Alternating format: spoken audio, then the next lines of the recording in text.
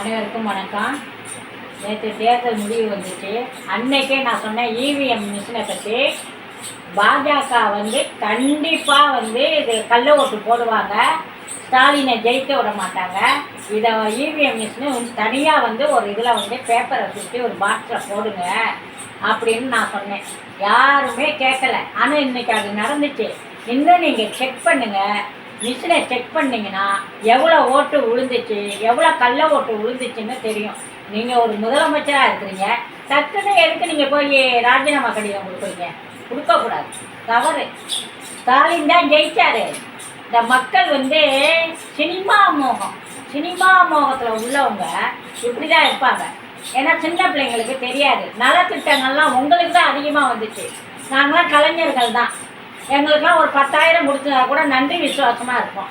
என் வீடு இப்போ வீட்டை திரும்பி 700 வாடகை ஏற்றிட்டீங்க, நீங்கள் சென்னையிலேருந்து ஆர்டர் கொடுத்தீங்க, போலீஸ்காரங்க விசாரித்தாங்க. நேற்று அந்த அம்மா சொல்லுது 700 வாடகை எக்ஸ்ட்ரா கேட்டுக்கிட்டேன். இத்தனைக்கே 10க்கு 10 தான் ரூமு. எங்களால் இருக்க முடியல. ஆனால் நீங்கள் என்ன பண்ணீங்க? எல்லாருக்கும் நல்லது கெட்டது எல்லாருக்குமே இருக்கும். அதனால் கலைஞர்களை வாழ வைங்க, மக்களை வாழ வச்சிங்க. ஆனால் மக்கள் என்ன பண்ணிட்டாங்க? ஓட்டு போட்டாங்க.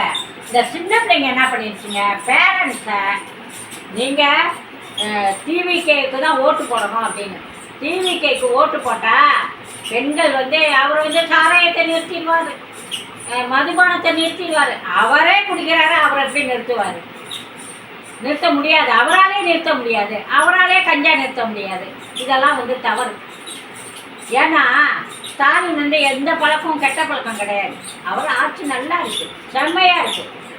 தயவு செய்து இவிஎம் மிஷினரை செக் பண்ணுங்க. இதில் எத்தனை கள்ள ஓட்டு விழுந்துச்சு, எவ்வளோ நல்ல ஓட்டு விழுந்துச்சு. ஆனால் அவங்களும் டிவிகேல 5,000 முடிச்சிருக்காங்க. சூரியூர், பூலாங்குடி, பழனாங்குடி எல்லா இடத்துலையும். அந்த ஓட்டுக்கு ஒரு வீட்டில் 10 ஓட்டு இருக்குன்னா 10 ஓட்டுக்குரிய காசு விஜய் கொடுத்துருக்குறாரு, நவல்பட்டு விஜய் கொடுத்துருக்குறாரு. ஆனால் இதெல்லாம் பொய். ஏன்னா ஸ்டாலின் காசு கொடுத்தாரு. எல்லா கட்சிக்காரனுமே தான் காசு கொடுத்து ஓட்டு வாங்குறாங்க. ஆனால் இப்போ என்ன சொல்லுவாங்க? கூட இருந்தே குழி பறிப்பாங்கன்றாங்களே. அது நம்ம திமுகவில் நிறைய பேர் இருக்காங்க. உங்கள் கூட இருந்துக்கிட்டு உங்கள் காசை வாங்கிட்டு உங்கள் முதுகுலேயே அவங்க குத்துறாங்க. ஆனால் உங்களுக்கு தெரியலை. நாங்களாம் உண்மையாக இருக்கோம், பெண்கள்லாம் உண்மையாக இருக்கோம். ஓட்டு கை நீட்டி கேட்டோம், கெஞ்சினோம். ஆனால் ஓட்டு கள்ள ஓட்டு நிறையா விழுந்திருக்கு. எல்லா மிஷினையும் செக் பண்ணுங்கள். நீங்கள் தான் ஜெயிச்சிங்கன்னு வரும். நன்றி, வணக்கம்.